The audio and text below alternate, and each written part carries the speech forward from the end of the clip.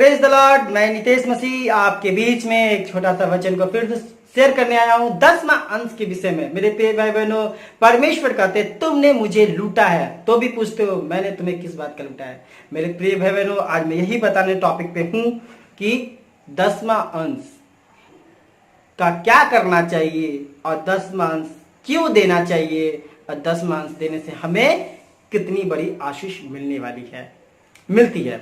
मेरे प्रिय भाई बहनों, तो शुरू करते हैं वीडियो को ज्यादा देर ना करते हुए। तो हमारे साथ निकाल लीजिएगा प्रेरितों के काम का 5वां अध्याय, हन्ना और सफीरा के विषय में। हन्ना नामक एक मनुष्य और उसकी पत्नी सफीरा ने कुछ भूमि बेची। हन्ना नामक आदमी और उसकी पत्नी ने कुछ भूमि बेची और यह बात उसकी पत्नी जानती थी और उसका एक भाग लाकर प्रेरितों के पांव के आगे रख दिया। पतरस ने कहा, हे हन्ना, शैतान ने तेरे मन में यह बात क्यों डाली कि तू पवित्र आत्मा से झूठ बोले और भूमि के दाम में से कुछ रख छोड़े। तब जब तक वह तेरे पास रही क्या तेरी ना थी, और जब बिक गई तो क्या तेरा वश में ना थी? तूने यह बात अपने मन में क्यों विचारी? तू मनुष्य से नहीं परंतु परमेश्वर से झूठ बोला है। मेरे प्रिय भाई बहनों, एक हन्ना नामक इंसान ने एक जमीन बेचा, उसका एक भाग पतरस के जो पैसा मिला उसका एक भाग परमेश्वर के चरण में रखा और पवित्र आत्मा ने पतरस को बता दिया कि इसने संपत्ति इतना बेचा और कुछ अपने पास रख लिया। मेरे प्रिय भाई बहनों, जब पवित्र आत्मा के द्वारा पतरस को ये बात पता चला तो हन्ना से पूछा गया कि हन्ना, तूने मुझसे झूठ नहीं बोला, तुमने परमेश्वर से झूठ बोला, तुमने पवित्र आत्मा से झूठ बोला। जब हन्ना को ये बात पता चल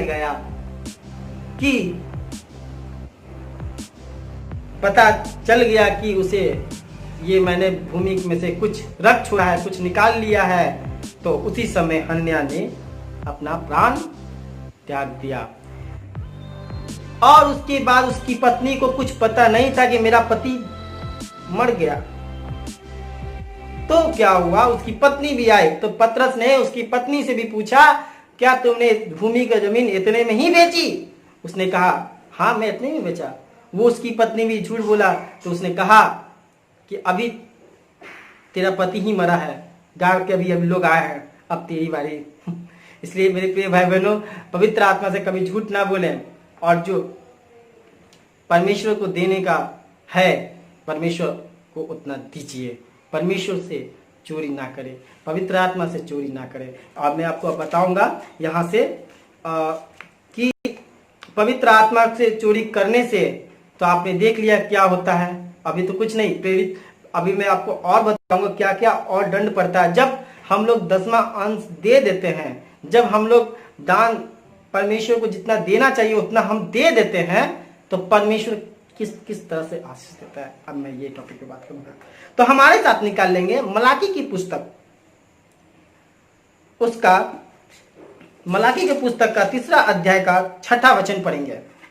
क्योंकि मैं यहोवा बदला नहीं, इसी कारण हे याकूब की संतान, तुम नष्ट नहीं किए हुए अपने पुरखाओं के दिनों में तुम लोग मेरी विधियों से हटते आए हो और उनका पालन नहीं करते। तुम मेरी ओर फिरो तब मैं तेरी ओर फिरूंगा। सेनाओं के यहोवा का यही वचन है, परंतु तुम पूछते हो हम किस बात में फिरे?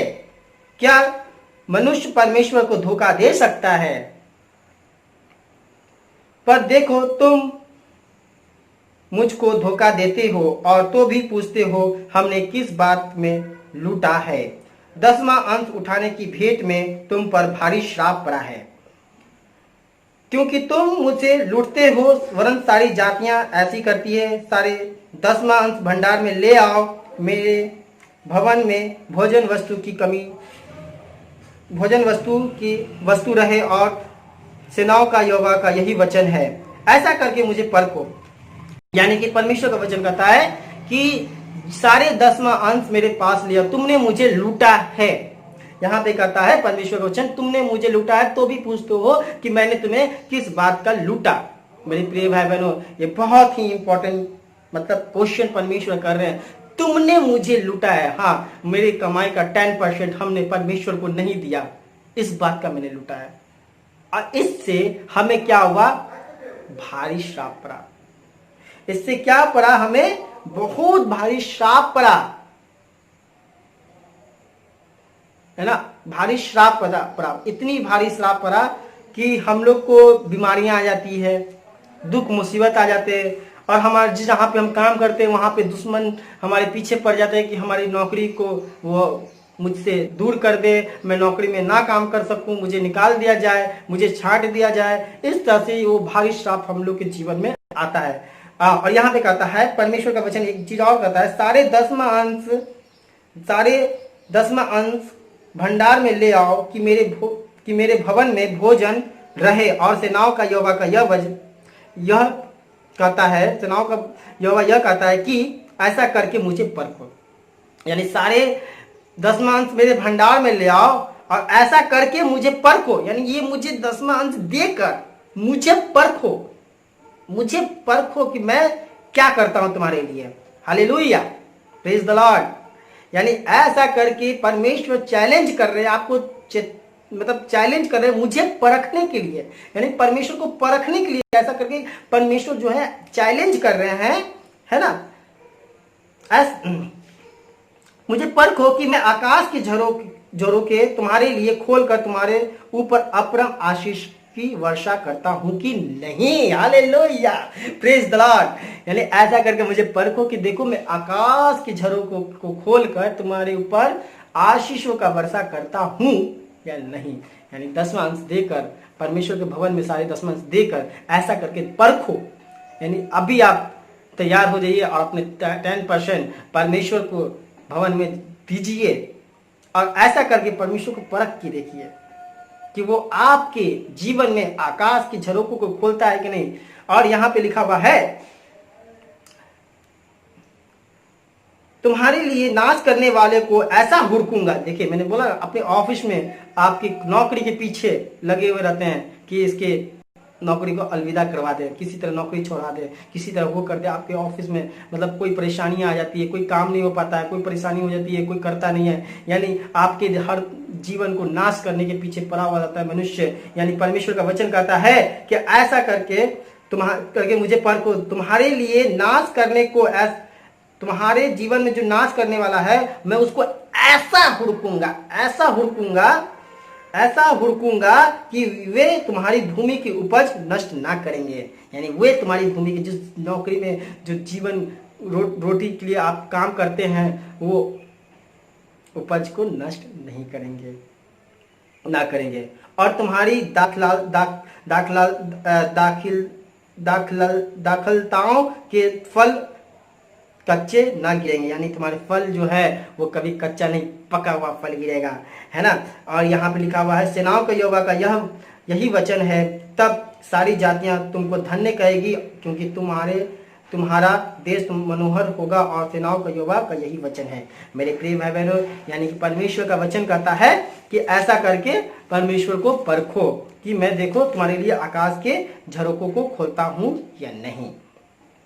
मेरे प्रिय भाई बहनों, तो ये दान जो शब्द जो होता है प्रिय भाई बहनों, ये सभी पे लागू होता है, पास्टर पे भी लागू होता है।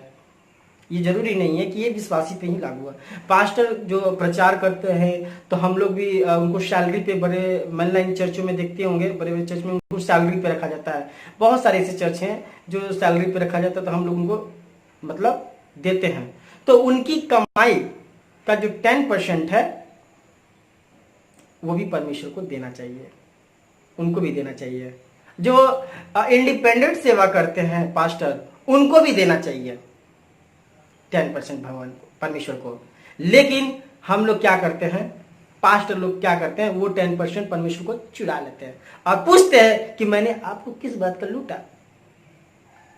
मेरे प्रिय भाई जो यहाँ पे पास्टर भी लूटता है। मैं ये जरूरी नहीं कि सारे भंडार में ले आओ। मैं आपको बताऊंगा कि यहाँ पे कहता है कि सारे दसमंत भंडार में ले आओ, तो ऐसा करके देखो कि मैं तुम्हारे लिए आकाश के झरोखों को खोलता हूँ कि नहीं। मुझे परखने के लिए परमेश्वर कह रहा है कि मुझे परखो, यानी परमेश्वर को परखने के लिए परमेश्वर खुद कह रहा है कि मुझे अपने आप को परमेश्वर खुद कह रहा है परखो मुझे, है ना।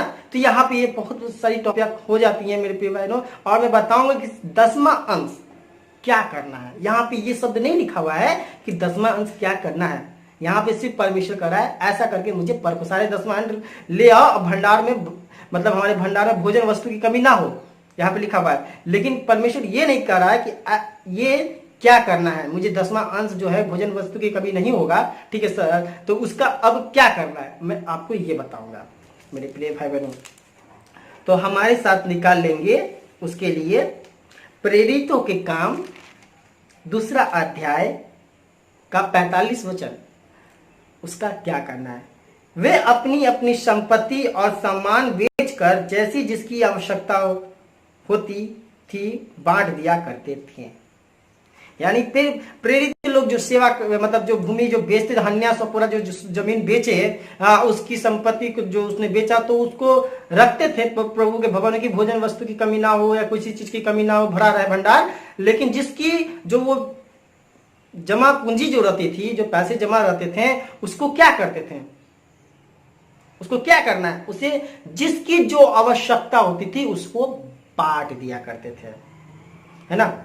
तो ये चीज को हम लोगों को करना है, ये चीज हर एक कलिसियाओं को लोगों को करना। देखिए हमारे कलिसिया में कोई बीमार हो जाता है, कोई दुखी मतलब एक्सीडेंट में घायल हो जाता है, किसी के ऊपर कर्ज आ जाता है, किसी को 2 वक्त अपने ही कलिसिया में खाने को नहीं मिलता है ना, तो वो दिन रात मेहनत करते रहते हैं, लेकिन मेरे प्रिय भाई बहनों, और उसके ऊपर कर्ज चढ़ जाता है। लेकिन मेरे प्रिय भाई बहनों, मैं आपको बताऊंगा कि यहाँ पे परमेश्वर का वचन कहता है वे अपनी अपनी संपत्ति और सामान बेचकर जैसी जिसकी आवश्यकता होती वो बांट दिया करते थे। प्रेरितों का काम, पतरस लोग जो प्रेरित थे यीशु मसीह के जाने के बाद, वो लोग जो प्रेरित बने, है ना, जो प्रेरित थे वो लोग ये काम करते थे, वो बांट दिया करते थे। ये नहीं कि जो सारे 10वां अंश मेरे पर प्रभु के भंडार में आया और पास्टर ने क्या किया, बिल्डिंग बना दिया और आराम से एसी लगाकर 4 व्हीलर गाड़ी से घूम रहे हैं। ऐसे नहीं होता है प्रिय भाई। अपनी ही कलीसिया में जिसको जो आवश्यकता है, जिसे आप जानते हैं, उसे बांट दो आवश्यकता को। ये नहीं कि पूरा खाली कर दो, ये भी नहीं होता है कि पूरे 10वां अंश को खाली कर दो, नहीं, रखें, जिसकी जो आवश्यकता है उतना उसे बांट दिया कर। जैसे कि एक्सीडेंट हो गया, कोई कर्ज चढ़ गया, किसी के ऊपर कुछ हो गया, किसी के घर में शादी है और उस बच्ची की शादी, उसके पैसा इकट्ठा नहीं है, उसकी शादी में मदद कर दिया, ये यहाँ पे आवश्यकता पड़ती है। ये सब आवश्यकता वाली चीज है, यहाँ पे उस चीज को देना चाहिए मेरे प्रिय भाई बहनों। इसलिए परमेश्वर का वचन ये भी कहता है। और मत्ती का सुसमाचार का वचन मैं आपको बताऊंगा, और जब दान करें यहाँ पे तो गुप्त रहे आपका दान। मत्ती सुसमाचार 6 में पढ़िएगा, अध्याय 6 में, सावधान रहो तुम मनुष्य को दिखाने के लिए दान ना करो। जब आप दान करें प्रिय भाई बहनों, तो आप दान करते समय मनुष्य को दिखाने के लिए नहीं। जब आप दान कर, देखिए मैं आपको बताता हूं, मैं अधिकतर में देखता हूं चर्च में, कलिसियाओं में देखता हूं, महासभा में जब दान जब स्टार्ट होती है, प्रेयर मीटिंग में दान स्टार्ट जब होती है, तो उन्हें अपने आराम से पर्स निकालते हैं, उसमें से गिनते, पहले देखते कितने पैसे हैं, और उसमें से जब आत्मा कह रहा है 100 रुपया डालने के लिए, तो शरीर कह रहा है नहीं, 100 रुपया डाल देंगे तो भाड़ा क्या होगा, भाड़ा क्या होगा मेरे घर जाने का, इसलिए हम 50 डाल देते हैं। मेरे प्रिय भाई बहनों, यहाँ पे ये गलत कर देते हैं। नहीं, आत्मा कह रहा है 100 रुपये डाल देंगे तो 100 रुपये डालिए। मैं आपको बताऊंगा, निर्धन महिला, विधवा महिला, दान पात्र में डाले गए इस निर्धन महिला का दान, विधवा महिला का दान कई ज्यादा मान है, क्योंकि इसकी खाने के जो कुछ था वो उसमें भी डाल दिया, उसने भी डाल दिया, यानी उसके पास कुछ नहीं बचा। इसकी दान बहुत ज्यादा महान है। यहाँ पे ये टॉपिक को पूरा करता है। आत्मा कह रहा है, उसकी विधवा महिला का आत्मा कह रहा है कि मैं सब दे दूं परमेश्वर को, परमेश्वर खिलाएगा मुझे, है ना, वो ऊपर वाला परमेश्वर मुझे खिलाएगा। मेरे प्रिय भाई बहनों, यही मैं आज की टॉपिक है। इसलिए दान में डालते समय आप आराम से डालें, दान दीजिए, लेकिन जब दान डाले तो ये दाहिना हाथ से डाल रहे हैं, बायां हाथ को पता ना चले कि मैंने कितनी डाला, है ना। आप जब गिन लीजिएगा तो आप पैसा गिन के डालिएगा तो अंदर तो लालच तो बनेगा ही बनेगा, इसलिए बिना गिने हुए आराम से पॉकेट में हाथ डालिए, पर्स में पॉकेट में ही हाथ डालिए, जितना निकलता है आप डाल दीजिए, वो आपका दान कहीं महान होगा और उसका प्रतिफल आपको परमेश्वर देगा। क्योंकि यहाँ पे परमेश्वर का वचन बहुत ही जीवित है, बहुत ही सच्चा है, बहुत ही सटीक है मेरे प्रिय बहनों। इसको अमल करके देखिए, परमेश्वर आपको बहुत सारी आशीष देगा। अगर आपको ये वीडियो अच्छा लगता है तो प्लीज लाइक सब्सक्राइब कीजिए और शेयर करना ना भूलें, क्योंकि आपकी शेयर से बहुत लोग दान के विषय में जान सकेंगे और खुदा आपको बहुत आशीष दे। अब जिस भाइयों को प्रेयर रिक्वेस्ट देना है वो इस डिस्क्रिप्शन के नीचे लिंक बना हुआ है jesusworld.co, उस पर जाकर आप अपना वेबसाइट पे जाकर प्रेयर रिक्वेस्ट मुझे दे सकते हैं। वहां पे बहुत सारे वचन मिलेंगे प्रभु यीशु मसीह के पढ़ने का, आप पढ़ के उसमें आशीष भी पा सकते हैं मेरे प्रिय बहनों। तो प्लीज आप लोग वेबसाइट पे भी विजिट कीजिए, बहुत सारी आशीष मिलेगी। वहां पे भी बहुत सारी सी आर्टिकल लिखा हुआ है परमेश्वर के बारे में, उसको पढ़िए और बहुत सारी आशीष पाइए। गॉड ब्लेस यू, खुदा आपको बहुत आशीष दे। गॉड ब्लेस यू, आमीन।